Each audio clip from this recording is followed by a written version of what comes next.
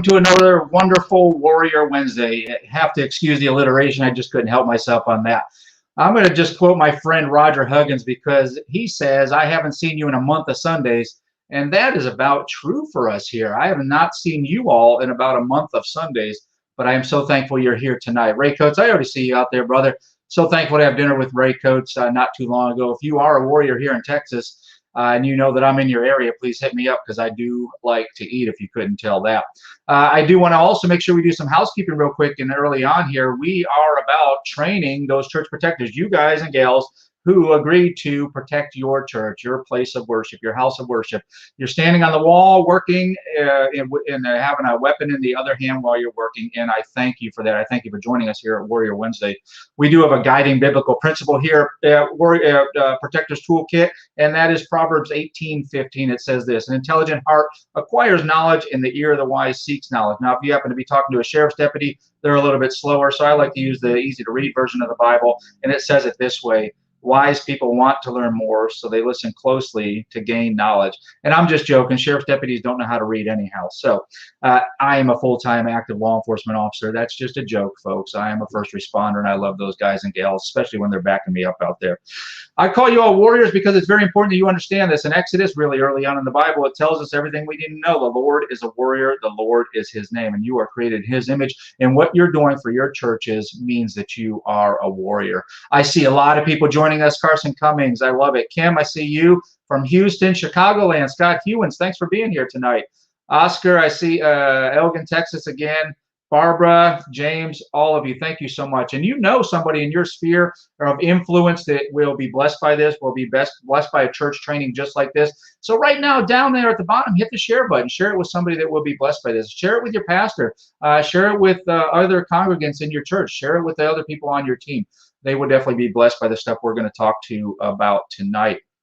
Now, here at Protector's Toolkit, we would be remiss. We are in the great United States of Texas, and we would be remiss if we didn't talk about the new constitutional carry that came along while I was on vacation. The new constitutional carry that we have here in the United States of Texas, we want to address tonight, and how that could potentially affect some churches out there. And then we'll get into the 30-06, 30-7 as well, and give you my thoughts on having guns in church. I think if you've been with us for a while here at Protector's Toolkit, you understand that I believe that church safety and security is a holistic process that covers everything from the parking lot all the way up to the stage or the pulpit, and we have a plan that addresses everything from the Band-Aids to the guns if we need to.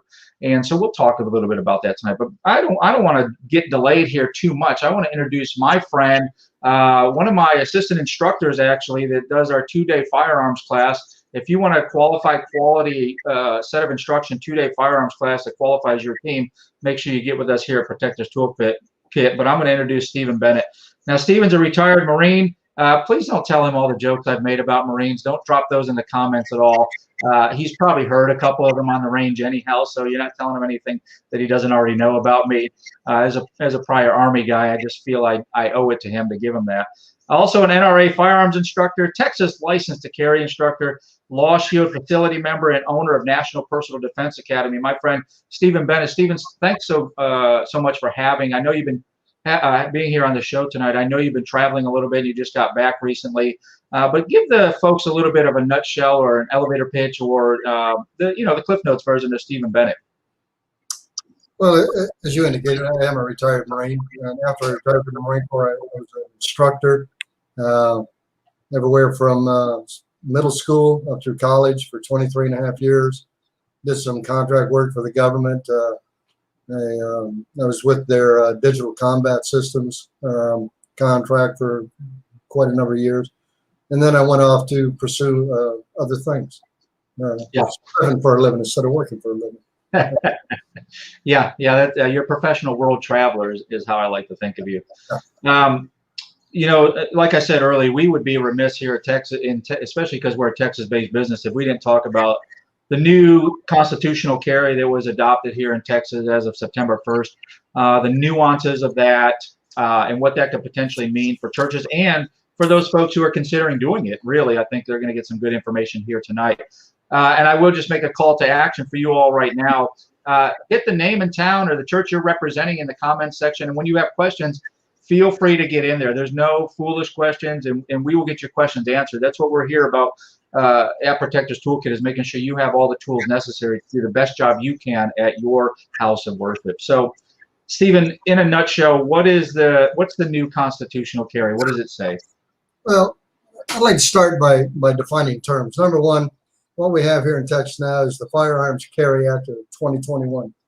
Constitutional carry is just a generic term that a lot of folks use, because if we were in fact a constitutional carry, everybody could carry a gun, regardless of their status, regardless of who they are, what they've done, et cetera, et cetera. So what we have is the Firearms Carry Act of 2021 here in Texas. And essentially what it does is it removes the mandate for individuals who are not otherwise prohibited. And I have a list I can put up here of prohibited people right there. Felons, fugitives, your viewers can read all of those. But if you don't fall into one of these categories, then you are not required to apply for, be trained in, and obtain a license to carry in the state of Texas. This Firearms Carry Act also applies to non-residents. And it should be noted that about 21 states now, including Texas, have what we generically call a constitutional carry. However, not all of the states allow constitutional carry if you're not one of their residents. So there's a lot of pitfalls, which we can go into here in a little bit, about this misnomer of constitutional carry, not only in Texas, but in the other states where people assume that a constitutional carry will cover them if they travel in other states. So as it stands now, if you don't fall in one of those prohibited categories, otherwise prohibited persons, you may open or conceal carry a firearm in public in the state of Texas, with the exception of those places where they're going to be prohibited, which we can get into in a few minutes. Right, right. And so they put this into the law right around the same areas they put the 30-06 and 30-07, or 30.07, 30.06 in the Texas law. And there's going to be different signage and stuff like that. Is that right? That's correct. For those your viewers who already have a Texas license to carry, there should be, or I'm sure they are, familiar with the 30.06, 30-06, excuse me, the 30-07, the 51%, and other forms of effective notice that may be given to prohibit either a concealed carry, a open carry, or both. So there are some new signage. We do have a new section called the 30.05, 30.05. And I've got a picture of the sign of that we can put up later. So people are going to have to get familiar with the new signage. And some of the signage that was posted before on a lot of retail outlets, 7-Elevens, grocery stores, gas stations, are no longer effective at all. They're defunct now. They don't mean anything. Right. So what is the what's 30.06? What's 30-06? What does that cover? I've got a screen up. 30-06 is prohibits concealed carry on the premises of that private business. So technically speaking, a business who posts a 30-06 means they do not want you to conceal carry on their property. However, if they did not post a 30-07, you were allowed to open carry. When I give my classes, I generally counsel my students that if somebody has a 30-06 sign, it's a good likelihood they don't want you to open carry either. And it's just a lack of the business person or the owner's knowledge about the law. Now, unlike a 30-07, a 30-07 is open carry prohibited. So you may conceal carry if there's only a 30-07 sign, but you may not open carry. And I think the most of the business owners who had done the research, who didn't mind folks coming into their businesses, retail outlets, what have you, they didn't mind them having a concealed firearm. They just didn't want it publicly displayed. So I always err on the side of caution, though, and we can talk a little bit about that. But with regards to the constitutional carry, there's a let me get it up on my screen. If we put that screen up, the one on the left, it may be very difficult to see. It says, notice unlicensed carrying a firearm is prohibited and is pursuant to section 30-5 Penal Code, criminal trespass. It's criminal trespass law. Person may not enter this property with a firearm. This pertains specifically to the Firearms Carry Act of 2021, also known as constitutional carry.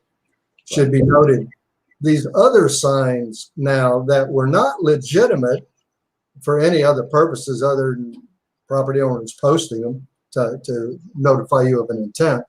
The gun buster sign, the no guns notice, no guns, those all pertain only, if they're posted, only to the constitutional carry folks. These do not prohibit a license to carry holder from entering that premises unless they're otherwise given effective notice, either with a 30-6, 30-7, or personally asked not to bring the firearms into that business. Go ahead. I'm sorry. Yeah. So that, I mean, wow, what a lot of convoluted nonsense. You know, I love the legislature trying to do a good thing, but I think we got a lot of there's going to be a lot of confusion. So I'm glad we're clearing some of that up tonight. I think it is kind of a misunderstanding that, well, I can just carry anywhere now, right? That's what most people think when they hear about constitutional carry. As you said earlier, if we are really formed by the Second Amendment, then anybody can carry, and there's no limitations on that, restrictions on that. And I think that's what we may see that, especially in the law enforcement side. I know we're going to see some of that here in Texas, where I'm going to come across a person who's in an area where they shouldn't be with a firearm, and they have a misunderstanding of this. So I think it's number one, it's good that we're talking about this here at Protectors Toolkit. So please, if you're out there, make sure you share this video with your folks in your areas of Texas, wherever you happen to be operating, get more information about this. So we're not just having people show up to places where they shouldn't be with a firearm. Let me note something there, and we can get into this when we talk about, you know, what are some of the benefits of having an LTC.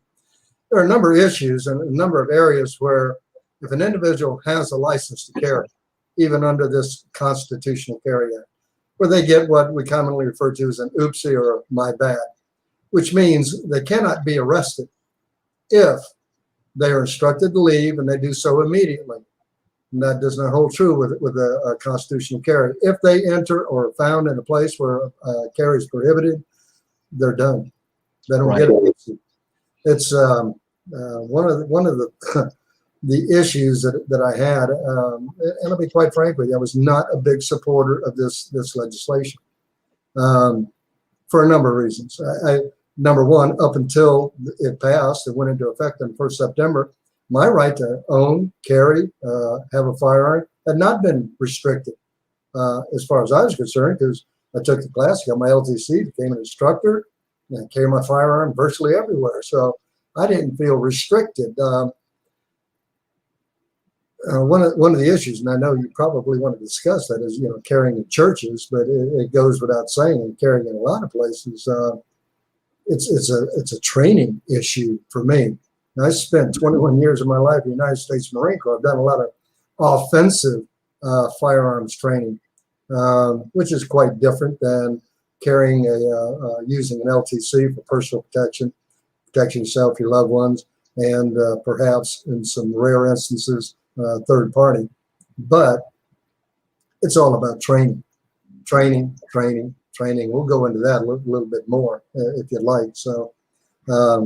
That kind of covers what are some of the drawbacks and pitfalls of constitutional carry. It was very, very, as you said, convoluted and confusing. And the hundreds and hundreds of students I've instructed over the years, going through the penal code, going through the administrative code, all of the legal codes that constituted a license to carry instructional curriculum, is very difficult information for a lot of folks. And now and that's after they've had the class with a qualified and a certified and an experienced instructor. Now, you know, somebody goes in, buys a handgun, straps it on, goes in public. They haven't been trained unless they spent hundreds of hours, you know, individually sitting down, going through the statutes, connecting all the dots where, where the medical code overrides what the administrative code is, and the administrative codes override what the penal code is. There's lots of pitfalls there where, someone can find themselves in severe felony territory, or class, anywhere from class A, class C to a felony territory, just by not being informed. It's critical they go to a class. It's critical they get training. Ask an instructor. Ask the questions they need to ask, and be given the answers to make it less likely that they're going to violate one of these codes, one of these laws, or one of these penal codes. Yeah, and we're seeing so much of the politics are entering into these conversations as well, and we're seeing more and more attorneys showing up in major metropolitan cities like Austin is just an example, where they want to prosecute people who are otherwise legally having and possessing a firearm and using it to protect themselves. So it is, like you said, I like that you brought that out. The training is so vitally important to what we do, especially as protectors. If we're going to operate within the church as a defender of others, then that's going to be one of the critical components of it, knowing are we carrying legally, and what are we going to do about the other people that maybe want to carry in our church. And so I just want to back up a little bit. That 30.05 or 30.5 sign, if a church wants to restrict the constitutional carry, as we're using right here for the term for the 2021 bill, if a church wants to restrict that, they need to have the 30.05 signage. Is that correct? Correct. Okay, very good. And if they only post that sign, that means they're still allowing concealed or open. Right, right. And so as long as those pastors and deacons and the boards understand, a lot of these churches and businesses in general, well, it wasn't until 2019 that churches, house of worship, were removed from the prohibited list. Right. And in 2019, they fell into the category as other private businesses, retail outlets, what have you, which required, if they did not want individuals, and I'm sure most of your church security teams and the pastors and the boards probably know that, or they should know that. If they wanted to restrict carry, then they had to post. If there was no posting and no otherwise effective notice, anybody could either open or concealed carry in their church. So it's one of those things that, that they have to sit down, have their board meeting, and discuss what exactly are we willing or do we want to happen with regards to firearms in this church. Now, a lot of businesses, a lot of organizations, and a lot of churches have become comfortable with the LTC holders, knowing that they had that they had a background check. And then they cleared that, so they're not criminals, hooligans, in back, child supporting, all the horrible things that happen. Right. They went to a class at a minimum 4 to 6 hours, and then they performed some sort of firearms proficiency examination with a certified instructor. So they become comfortable with the fact that when they knew somebody had an LTC, and they invited them to be on the church security team, that they had a baseline of instruction, okay, yep. From which they could build a security team and build a more qualified individual to serve on a security team. You might be going towards, and the LTC, for those who didn't have it, we did not have ever in the state of Texas a qualification with a firearm. What we had was, and it's called specifically Firearms Proficiency Demonstration. The range time, where you fired the 50 rounds at 3, 7, and 15 meters, was strictly for the instructor to evaluate whether or not that individual could safely and effectively handle a firearm in public around other people. It had nothing to do truly with marksmanship, because you only had to get 170 points out of 250 to pass. Right. And most people did that at the 7-yard line. It was my, as an instructor, I would view the folks on the firing line, making a determination on how they handled their firearms, how they moved with their firearms, what they did with their firearms when they weren't actively shooting. And I'd make an evaluation. I had failed people on the safety portion because they failed the firearms proficiency. I did not want these people anywhere around me or any other human being pointing a firearm that they had no idea what they were doing.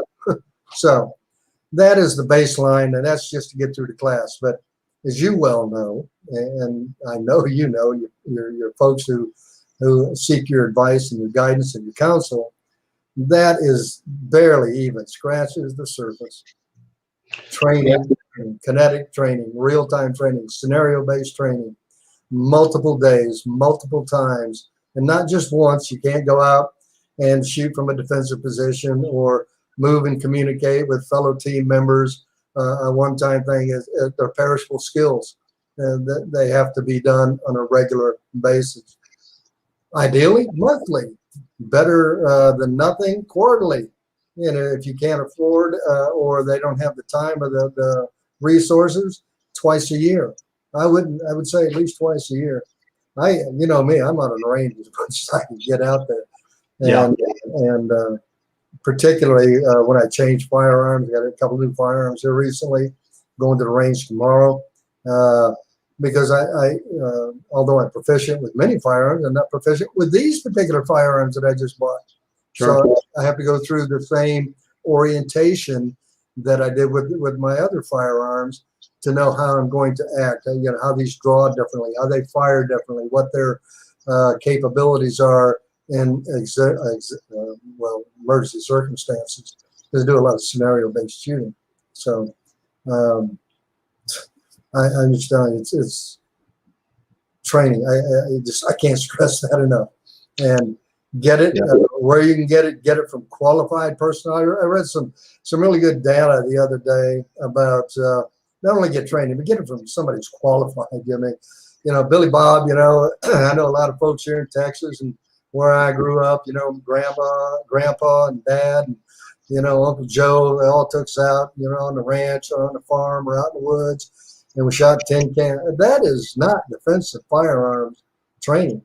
No. That's blinking. That's, you know, point it in the right direction, bust a bottle, hit a can. You know, a lot of people, well, you know, I've been deer hunting since I was, you know, 9 years old. Yeah, but did the deer have a gun? was he pointing it back at you? You know, these are the training scenarios that people, regardless if they're on a church security team or not, more specifically if they're on a church or any kind of security team, where they may have to engage a threat in a public place where there's other people. You just don't invite somebody with an LTC or somebody who's been plinking and shooting deer since they were 9 years old come in and say, that's my church protection. Because, you know, we know Jimmy John, you know, he's been shooting since he was a little type. No, you need people who are specifically trained, qualified instructors, legitimate training, and the ability you know, to be decisive and discern, learn, you know, de-escalation techniques, learn all the stuff that can be done prior to pulling the trigger, you know. Yep. And it's so very critical. And if they were to come to one of my classes, they would get that. The last thing I ever want to do is pull the trigger on somebody. And if that means I have to scream and holler like a little girl in a hissy fit to detract them while I can get away from that engagement, it's what I'm going to do. You know? Yeah. So, I know I kind of rambled on there, but no, all good salient points. Let's get into paying some bills. Let's watch a little bit of promo video about Protector's Toolkit for the uninitiated here. We'll let you see what we're all about, and then we'll come and wrap this up at the end.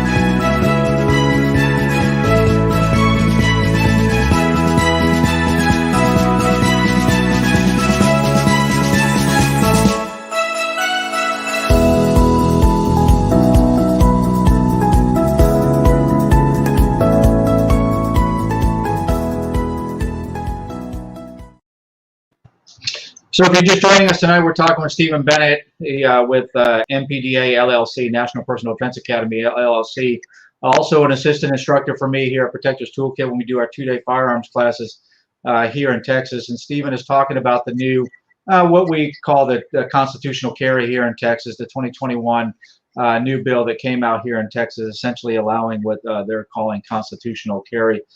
Stephen, we talked about some of the drawbacks or pitfalls earlier about the constitutional carry. What do you think? Should people still get an LTC, or is constitutional carry good enough? No, people should seek out and apply for and obtain an LTC. There's a number of reasons why you want to do that. Here's a big one. I went over and bought some new firearms the other day, and I walked in, picked up my firearm, laid down my license to carry, filled out the paperwork, signed it. He folded it up, put it in the file drawer, and that was the end of it. I walked out with my guns and ammo. Now, if I didn't have an LTC in the state of Texas, I had to apply for a NICS background check, and that can take anywhere from 20 minutes to 30 days. You don't know until you submit it.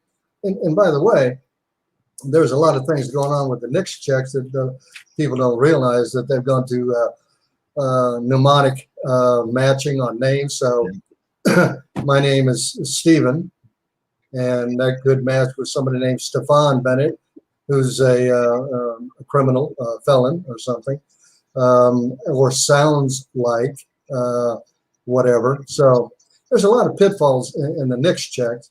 But once you've cleared the background check, attended the class, and been issued an LTC in the state of Texas, that's all you need to do to buy a firearm with. You go in there, you present it, they take the data down, record the sale, and put it away.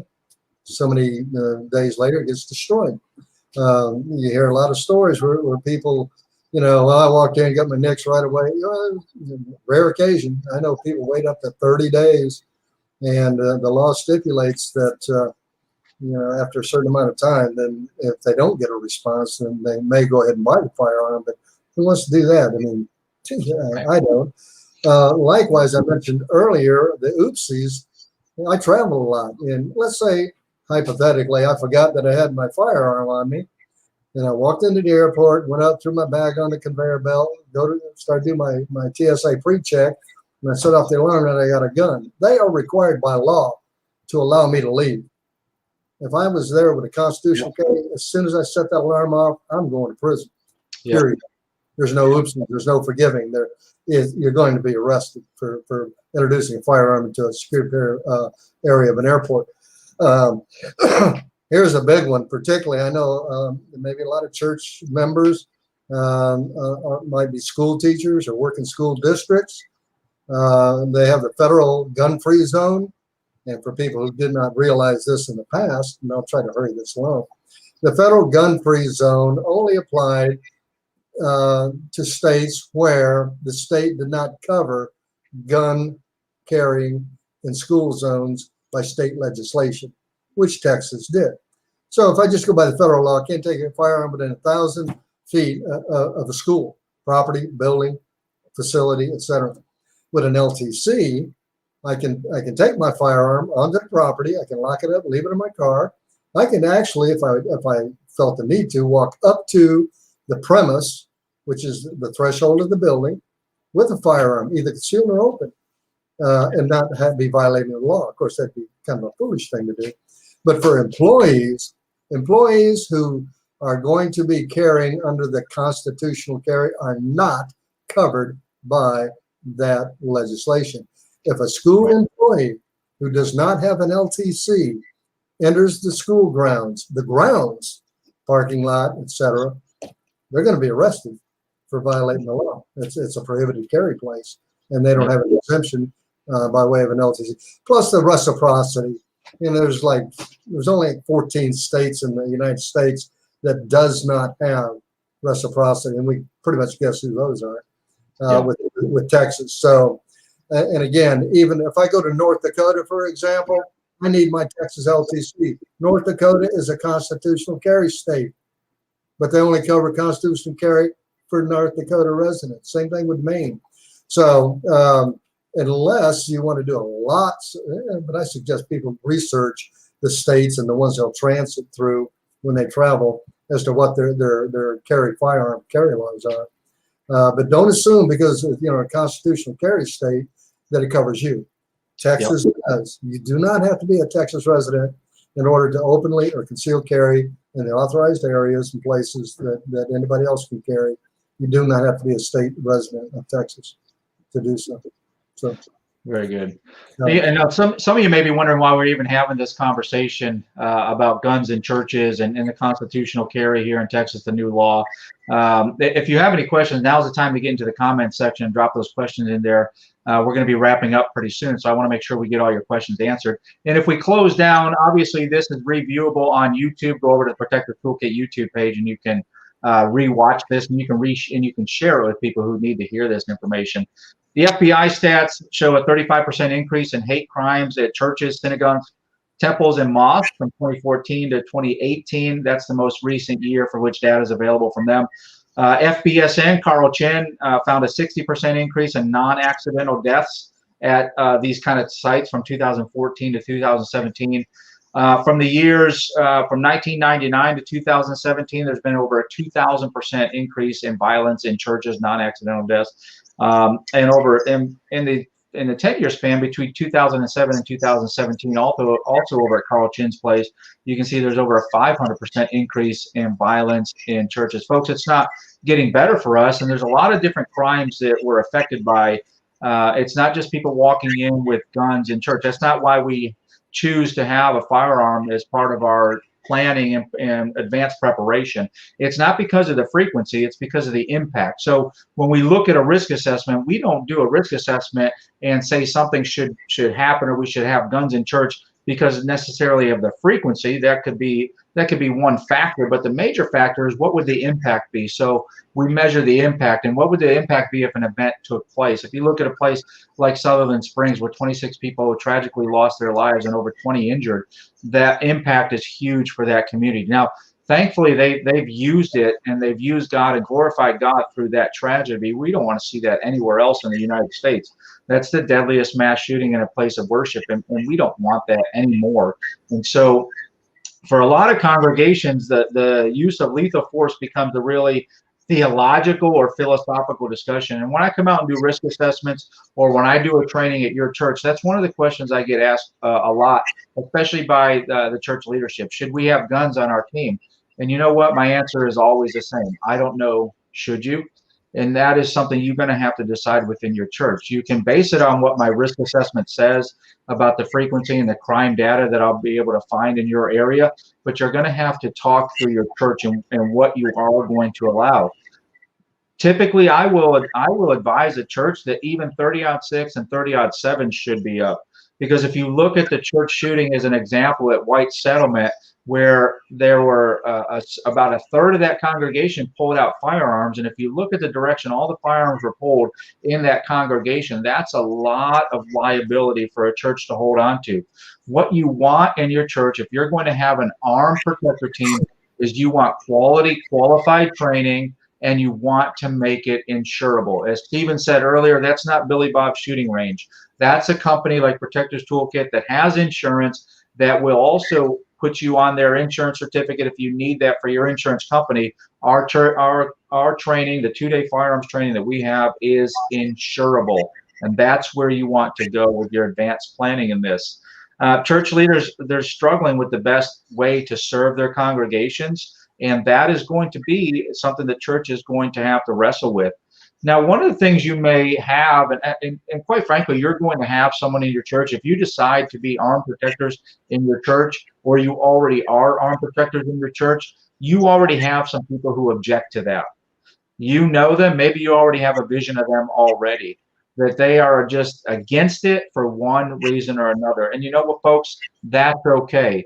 Because as a church protector, we have biblical mandates that tell us that we are to protect God's house, to protect God's people. And so if that's what the church is determined to live by those mandates and prepare for those, then we're going to be okay in that. But the people who are objecting, we've got to qualify and have a conversation with them. So let's talk to them and figure out what their objection is. There's three main ways an objection, or three main types, I would guess, an objection comes from. Number one is the pacifist objection. This is the people who believe that Christ was a pacifist, turned the other cheek, and we're supposed to be pacifists as well within our church. And I explain all these in detail. If I come out and do a church training for you, you're going to learn about these objections and how to overcome these objections.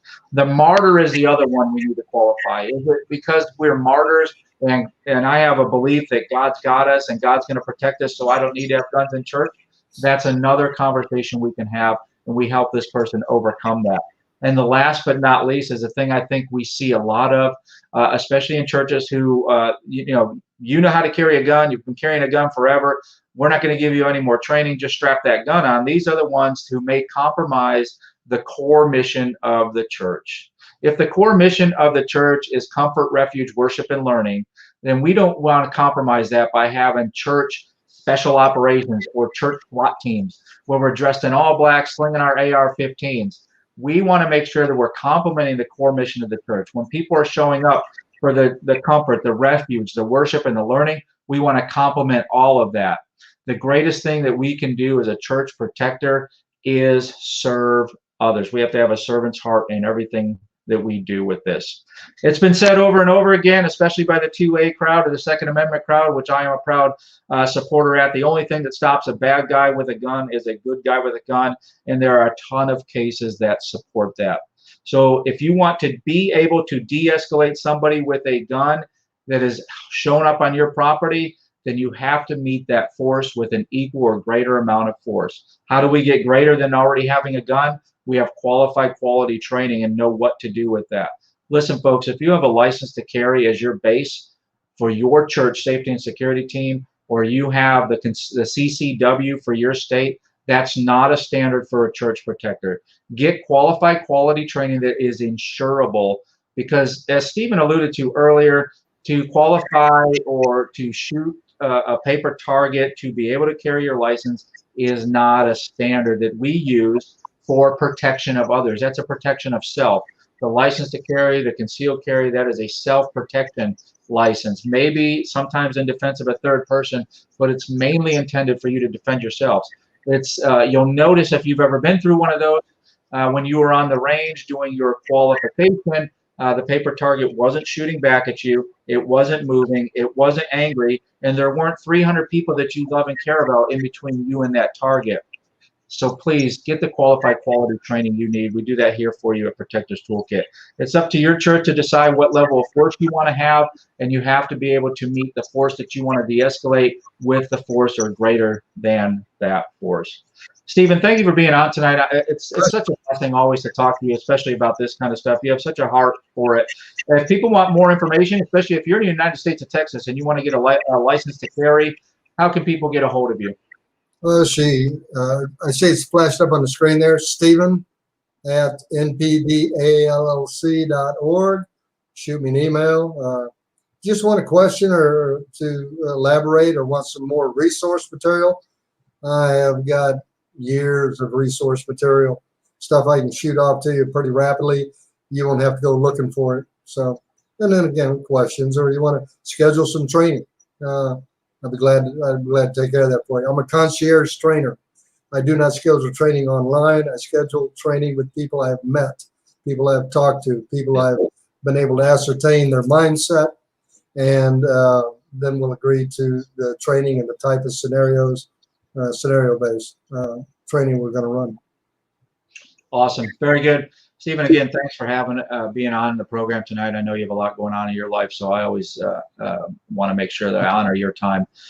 Folks, if you are new here to Protectors Toolkit, make sure you subscribe and turn on notifications wherever you are. If you're on the YouTubes right now watching us, hit that subscribe button down at the bottom and hit that bell to make sure you get notifications when we get a new video out there for you. Don't make sure you go find our Word and a Weapon podcast. It's on all your podcast platforms. We'll have a new one coming out pretty soon.